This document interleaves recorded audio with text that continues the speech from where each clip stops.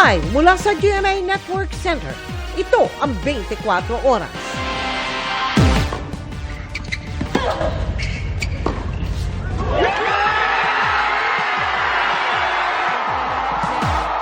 Pagdiriwang yan sa kasaysayang itinala ni Alex Ayala bilang kauna-unahang Pilipinong nagka-WTA Tour title.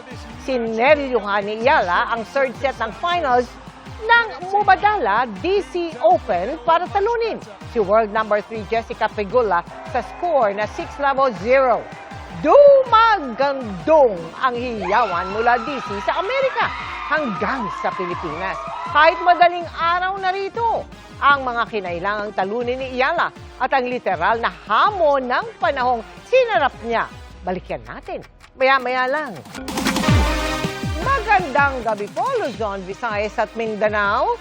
Malapitang binaril ang isang mag-ina sa entrada ng hotel sa Makati City. Patay ang nanay na lumuwas lamang galing Zamboanga habang sugatan ang kanyang anak na magdiriwang daw sana ng kaarawan. Tinutugis na ng pulisya ang salarin na tumakas pagkatapos ng krimen. At nakatutok si Marisol Abduraman. Walang kaabog-abog na pinagbabaril ng isang lalaki ang dalawang babae sa entrada ng isang hotel sa poblasyon Makati City bago mag-alas 7 kagabi. Bumulagta ang mga biktima habang ang salarin mabilis na tumakas. Hindi pa tukoy ang pagkakakilala ng namaril pero ayon sa Southern Police District, nakaputing t-shirt siya, maong shorts at puting sapatos. Sa investigasyon, lumalabas na mag-ina ang mga biktima na kapwa nagtamo ng tig-isang tama ng bala.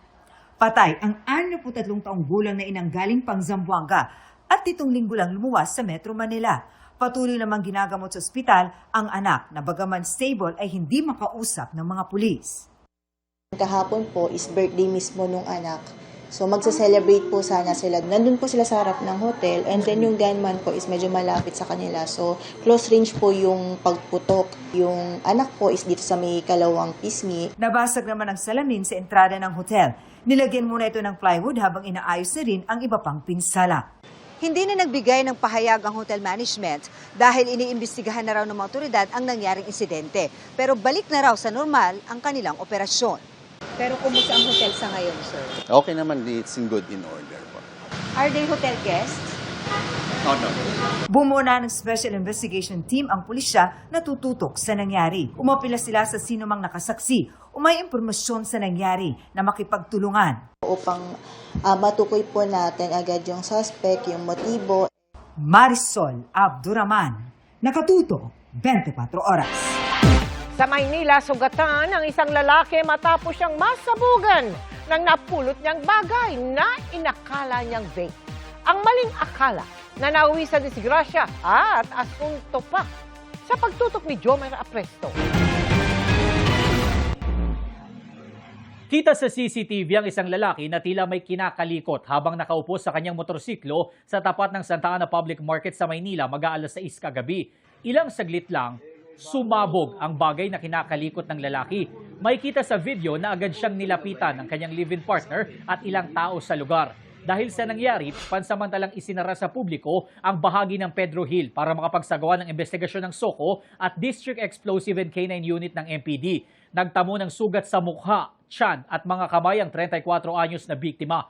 Ayon sa tricycle driver na si Vic, siya na ang nagsugod sa biktima papunta sa isang ospital. Pagdating ko po dito sa harapan niya ng palengke, nakita ko yung lalaki, sinalo ng babae, asawa niya.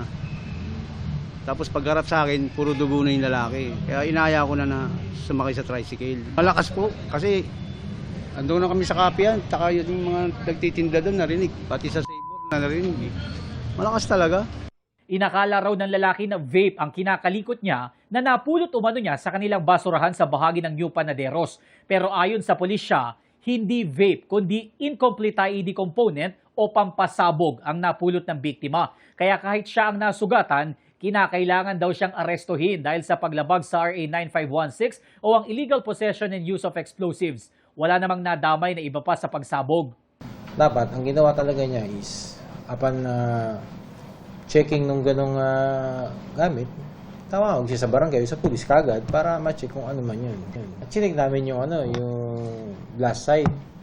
And wala kami nakita ng any portion ng sinasabing plastic container. Ang nakita talaga namin is yung portion talaga yung pin, yung mga clip ng fuselage ng allegedly fragmented grenade. Iniimbestigahan na rin ng pulisya ang lugar kung saan sinasabing napulot ito ng biktima. Nasa kustodiya naman na ng Santa Ana Police Station ng biktima pero dadalhin muna siya sa orthopedic. Kinakailangan daw kasing putulin ang bahagi ng kanyang kanang daliri. Marami ng insidenteng ganyan sa atin na out of curiosity, nakikilaman yung bagay.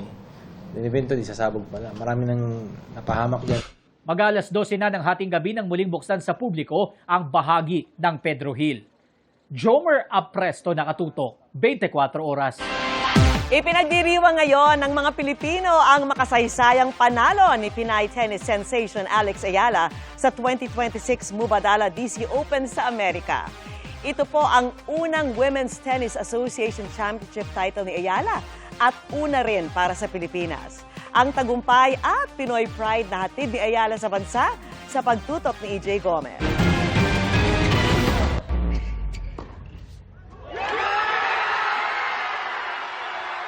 Kampiyon si Pinay tennis star Alex Ayala sa 2026 Mubadala DC Open Finals sa Washington DC sa Amerika. Ito ang pinakamalaking panalo ng 21-year-old tennis star. At sa kauna-unahang pagkakataon, isang Pilipino ang nakakuha ng WTA Championship title. Historikang laban matapos talunin ni Ayala sa rain-delayed finals ang world number 3 na si Jessica Pegula sa score na 4-6, 6-4, 6-0.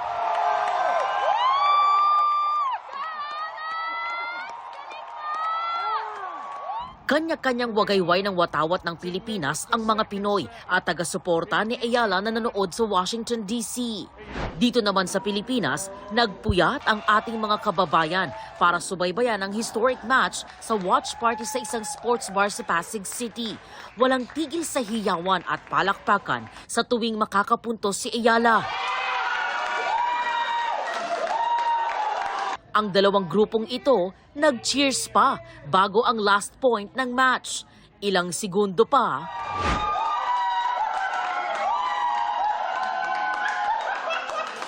natuldukan na ang laro at si Ayala ang itinanghal na kampyon. Oh, super proud. Congratulations, bonggang-bongga ka, girl. Talagang pinaglaban mo ang karapatan mo para mapunta ka sa pwesto mo. Deserve niya yon. Alex all the way din daw ang grupo ng lawyers. Alex Ayala talaga matik yan. No questions asked. Ibang feeling pala na subaybayan mo siya ng gantong oras. Worth it. Diba? Parang sabi ko, worth it yung OT, worth it yung pagod sa pagsulat ng mga pleadings. Eh, nasubaybayan namin na nanalo si Alex. Ilang fans ni Ayala rin ang nagtungo sa watch party sa Bonifacio Global City sa Taguig para panoorin ang laban. Isa raw malaking karangalan si Ayala bilang kinatawan ng Pilipinas sa global sports stage.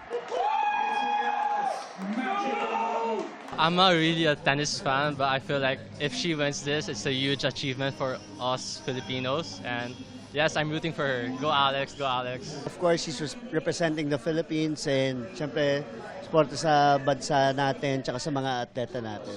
Syempre nakaka-proud.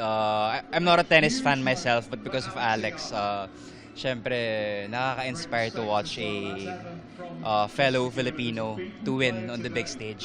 Ngayong may WTA 500 title na si Ayala, umani siya ng 500 ranking points na nagpaangat sa kanya sa number 20 current world ranking. To all my supporters, thank you guys.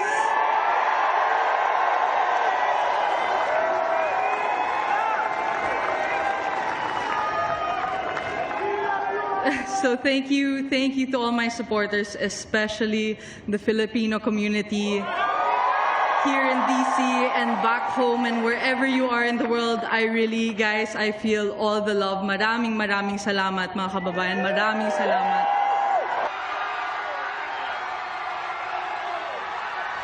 Hey everyone! Oh my God, I won! It's my first WTA title. Thank you so much for the support and I'll see you again soon. Bye! EJ Gomez, nakatutok, 24 oras. Sa ibang balita mga kapuso, tuluyang mang nalusaw ang Bagyong Luis. Nag-iwan yan ng mga pinsala sa iba't ibang bahagi ng Luzon, lalo na sa norte. Dahil diyan, libu-libong pamilya ang kinailangang ilikas. Nakatutok si Ian Cruz. Nagpabaha ang mga pag-ulan sa La Union kahapon. Sa ilang kalsada sa San Fernando City, itinulak na lang ang ilang sasakyan dahil sa baha. Pahirapan sa pagmamaneho ang mga motorista. Ni-rescue rin ang mga empleyadong stranded sa isang opisina sa San Fernando City. Binahari ng ilang barangay sa bayan ng Nagilian. May mga nilikas na alagang baboy sa isang barangay. Yung motor ko, hindi ko na naitaan, kaya iniwan ko na lang po sa ibang barangay yung motor ko, ma'am. Malulunod na po sila, kaya yung mga baboy po, pinunta na po sa mas mataas na lugar. Mga alagang baka naman sana ang kukunin ng dalawang ito sa isa pang barangay pero sila ang na-stranded. Mabilis din ang pagtaas ng baha sa barangay Mamating Sur kasabay ng malakas sa pabugso-bugsong hangin. May mga nabuwal ding puno sa ilang lugar dahil sa lakas ng hangin, kaya nagkasa ng clearing operations ang Kapitolyo. Yung iba pong mga tahanan, may mga nagsiliparan po ang bubong, may mga signages din po na natanggal dahil po sa lakas po ng hangin po. Halos 200 pamilya ang inilikas sa mga evacuation center. Meron pong 159 families or 484 na individuals ang nananatili po sa mga evacuation center sa bayan ng Nagilian at Bagulin, habang meron naman pong 29 families or 90 na individuals ang nananatili naman po outside evacuation centers. Mostly po nasa mga kamag-anak po nila itong mga ito. 34 na barangay ang nakaranas ng power interruption sa Bawang, Nagilian at San Fernando City. Binahari ng ilang kalsada sa Lingayen, Pangasinan. Mahigit isang talampakan ang taas ng baha sa isang ito kaya hindi makadaan ng light vehicles. Hindi na makalusong yung tubig dito. Iniiwasan na namin yung parting malalim. Humihingi din po kami ng tulong sa mga MRF and then po, kay Menro po. Kay Menro and then sa ating PD para po sa mga equipments po nila na makakatulong sa pagtanggal ng buhangin sa ating Baywalk area po. Sa kasagsagan ng ulan, nabuwal ang isang puno kaya humambalang sa sumulong highway sa Antipolo, Rizal. Nadaganan nito ang isang motorsiklo kaya sugatan ng rider. Tinamaan din ang isang siklista. Agad naman po natin i-dispatch yung mga ambulansya para pumadala sila sa pinakamalapit po na pagamutan. Bumagsak din ang isang poste ng kuryente kaya sumikip ang daloy ng trapiko. Nagmamadaling inani ng mga magsasaka ang mga tanim nilang carrots sa Atok Benguet habang bumubuhos ang ulan. Pwede kasing masira ang itinanim kung di pa aanihin. Pero sa kanila, perwisyo yan. Biyaya naman yan sa mga tanim ng mga magsasaka sa Kasiguran, Aurora. Kasi nung nakaraan halos matuyo na yung tubigan, nagbibitak-bitak na po yung lupa namin na nandito. 50-50 na makasurvive pa yung tanim namin. So ngayon po ay thankful po kami. Sa Baguio City, pansamantalang isinara sa non-residents ang Cannon Road dahil sa delikadong road conditions. Pinag-iingat ng lokal na pamahalaan ng mga motorista at inabisuan silang dumaan sa mga alternatibong ruta. Nagpabagal naman sa daloy ng trapiko ang baha sa Nagilian Road sa Barangay Irisan kahapon bago maglandfall ang bagyo. Sa gitna yan ng isinasagawang drainage widening sa lugar ng DPWH personnel. Rumaragasa naman ang Dupinga River sa Gabaldon, Nueva Ecija dahil sa magdamag na pag-ulan. Habang sa Cabanatuan City, mistulang ilog na ang isang kalsada dahil sa baha. May libreng sakay sa bangka ang barangay. Libre lang po para sa mga kabarangay. Mas malala pa ang baha kahapon na hanggang leeg ng ilang residente. Pagka mayroong malakas na nagagaya po sa misapa, umapoy sapa, saka lang po sa lalalalim. Sa tala ng City Hall, 14 na barangay ang binaha. Halos 2,000 pamilya ang inilikas sa 3 evacuation center. Ian Cruz, nakatutok, 24 oras.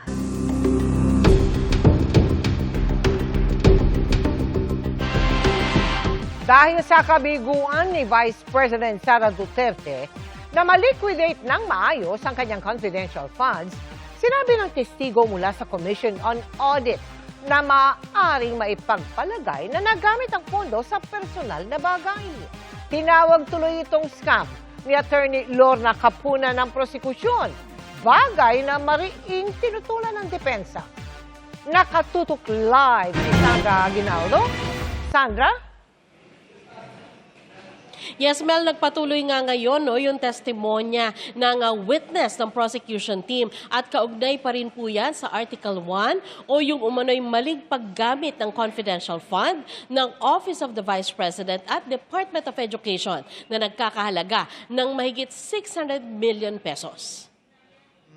Instructed to kindly call the case. Sa pagpapatuloy ng testimonya ni State Auditor Attorney Roderick Wamil, muli niyang binanggit ang mga nakita umanong irregularidad at pagkukulang sa liquidation ng confidential funds ng tanggapan ni Vice President Sara Duterte at ng Department of Education nung pinamumunuan pa niya ito. Tinanong ng prosecution si Wamil kung ang kabiguan ba na ma-liquidate ng wasto ang naturang pondo ay ebidensya na nalustay ito.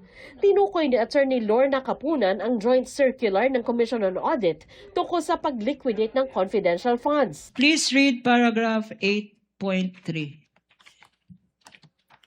Under item 8.3, failure of the accountable officer to liquidate any public funds for which he is accountable upon demand by any duly authorized officer shall be prima facie evidence that he has put such missing funds or property to personal use and benefit.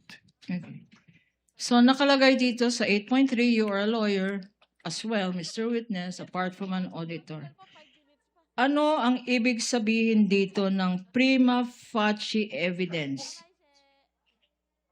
Ang ibig sabihin po ng prima facie evidence under 8.3 ay nagkaroon po ng presumption na ginamit yung funds for the personal use and benefit of the accountable officers. So kung ang accountable officer at masasabi mo ba na ang Vice President at and concurrently Secretary of Education, masasabi mo ba na accountable officer ito? Based on the joint circular po, yes po. Presumption ng ano?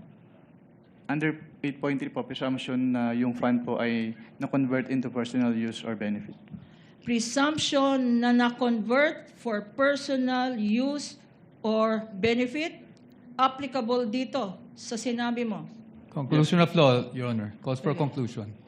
Your Honor, that is... Your Honor, all these matters are pending still. Sustained.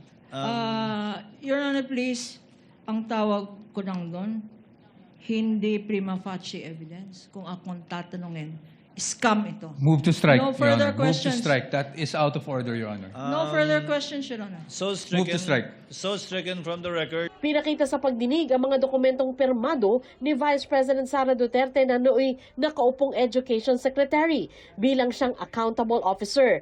Pero sa cross-examination ng depensa, tinanong si Wamil kung may nakalagay ba sa Audit Observation Memo o AOM na may nalustay na pera. Meron po bang expressly nakasulat sa mga findings niya? Ask and answer, Your Honor. It is in That is a 8.3. presumption po. So hindi kailangang isabihin. May expressly po ba na nakasulat na may ni isang kusing na napunta sa bulsa ng Vice Presidente? Ask and answer, Your Honor. This... wait, don't answer. Uy. That question, Your Honor, has been asked and answered. We ask for ruling, Your Honor. Sustained counsel, yung pag-issue niyo po ba ng AOM, pasok na sa failure to liquidate upon due demand o hindi pa po? Hindi pa po sa AOM, Your Honor. Kasi wala pong due demand sa AOM. Yes po. At masasabi mo rin bang wala pang failure to liquidate o meron na? Pag sa AOM po wala, pero pag sa NS po, since meron ng first issuance which is considered as demand, so meron na po sa NS. Kahapon sinabi ni Wamil sa korte na nag-issue ang COA ng Notice of Suspension sa tanggapan ng BC. Hirit din ni Attorney Kapunan. Expressly says, there is a presumption of misuse and that it is used for personal benefit. Tama? Based on this provision po, yes ma'am. And so far, unless proven otherwise, that presumption still holds. She is presumed to have misused or to have used it for personal benefit, Mr. Witness, correct? Yes, ma'am. Pero giit ng depensa, sumagot ang tanggapan ni Duterte pero baka hindi na inabutan ni Wamil dahil nung panahong yun, nailipat na siya sa ibang opisina. You would confirm na sumagot ang OVP pero hindi na niya inabutan ang sagot or meaning hindi niya na alam kung sumagot man ng OVP dun sa Notice of Suspension? Yes po, hindi ko naman naabutan yung... So probably for another witness. Pagdating sa DepEd, ang confidential funds daw ay para sa counterinsurgency o paglaban sa rebelyon at mga terrorist groups sa campus. Pero sabi ni Wamil, walang sinumiting dokumento ang DepEd na magpapatunay na nagawa nga ito. Ano naman ang dokumentong sinabmit ng DepEd para patunayan? Natunay nga na may terrorist ng mga eskwelahan. Meron ba? Submit the documents? Wala po silang sinabit. Matapos lumabas ang kanilang audit observation memo tungkol sa mga umunang irregularidad, nakipagpulong sa kanila ang mga kinatawan ng bise kasama si Defense Counsel Attorney Michael Powa na nooy nasa DepEd. Kilala mo ba, Mr. Witness, si Attorney Michael Powa? Nakikita ko po siya sa news. Nakikita mo siya sa news? Hindi mo siya nakikita sa in-person? Ayan, oh. During that time, sorry, hindi po clear yung particular period. Attorney, sorry for that. No, that's fine. Nagpapagising lang dahil. Okay lang po. Sabi ni Wamil, may hiniling sina Powa sa COA. They asked po if instead of an audit observation memorandum in case may audit findings, ay audit query na lang po yung i-issue sa kanila. Audit query na lang ang dapat i-issue, yun ba ang sinabi nila? Ano naman itong audit query? Hindi po ako familiar sa audit query since hindi naman po siya kasama dun sa issuances under the Joint Circular 2015-01. Hindi raw sila pumayag sa kahilingan ni Powa kaya naglabas ang COA ng Audit Observation Memo pero hindi ito tinanggap ng opisina ng bise at imbes ay nagsumite ng Revised Accomplishment Report. Mel, bukas ay inaasahan na isasalang na rin yung ikalawang auditor naman ng COA rin na isasalang bilang witness ng prosecution team. Mel? Maraming salamat sa iyo, Sandra Aguinaldo. Mga kapuso, walang takas sa mga operatiba ang dalawang umano'y fixer na nag-aalok ng hassle-free na pagproseso ng driver's license. Illegal na nga ang paniningil, peki pa ang lisensya.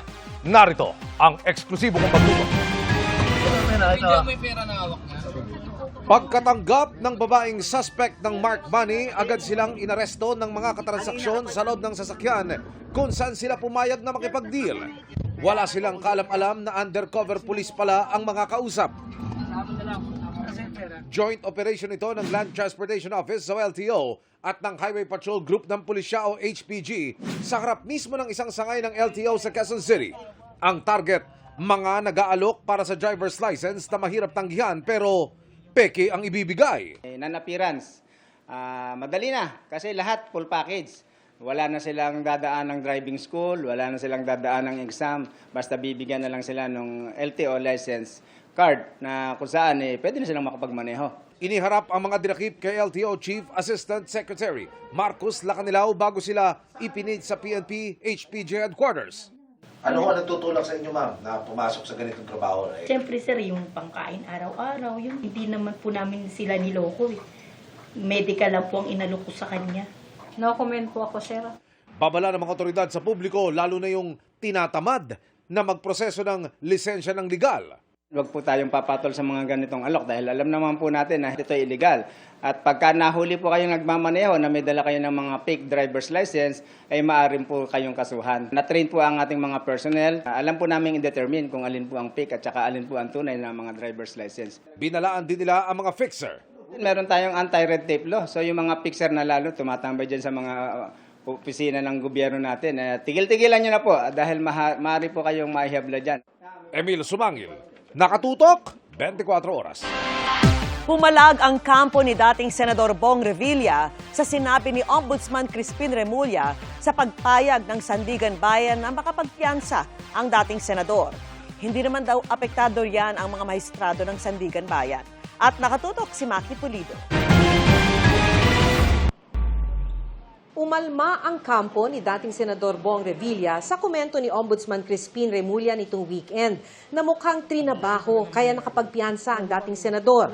Ayon sa abogado ni Revilla, nababahala siya dahil kini-question ang integridad ng korte. This expression of concern, it was more the effect that it has on the independence and integrity of the court.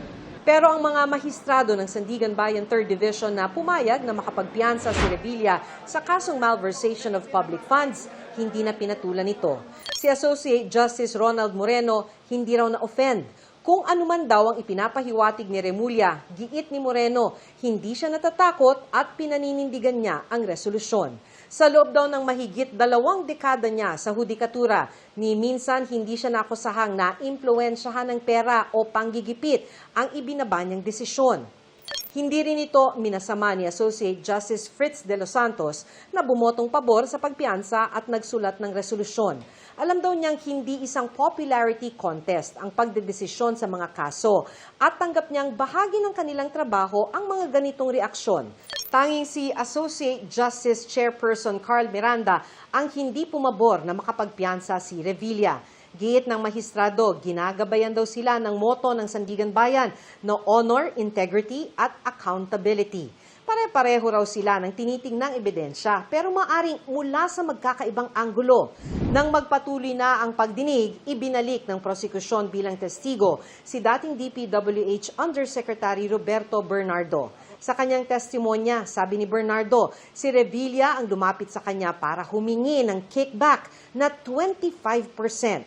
Una raw siyang nag-deliver ng aabot sa 90 million pesos first quarter ng 2024 matapos maisabatas ang General Appropriations Act o ang National Budget.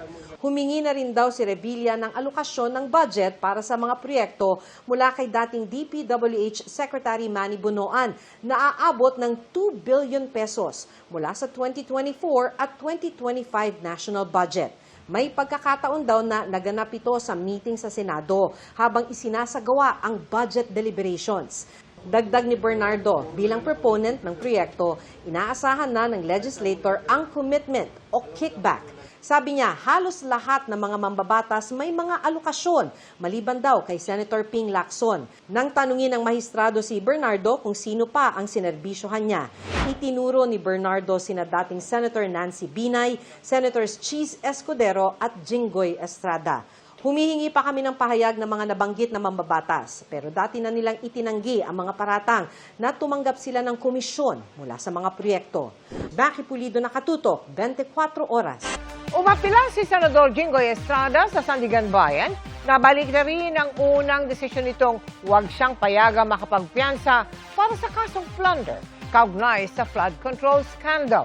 Sa kanyang mosyon, binanggit ni Estrada na pinayagan noon ng Korte Suprema na makapagpiyansa si Noy Senador Juan Ponce Enrile dahil hindi siya flight risk. Ani Estrada, gaya ni Enrile hindi rin siya flight risk. At hindi rin siya kailanmay nagpahiwatig na layo niyang takasan ng mga korte sa bansa. Binanggit din ni Estrada na ilang beses na rin siyang pinayagan ng Sandigan Bayan na lumabas ng bansa noong nahaharap siya sa kasong graft kaugnay sa pork barrel scam. Ibinasura ng anti-graft court ang naunang mosyon ni Estrada dahil premature umano ito at kulang sa legal na basihan.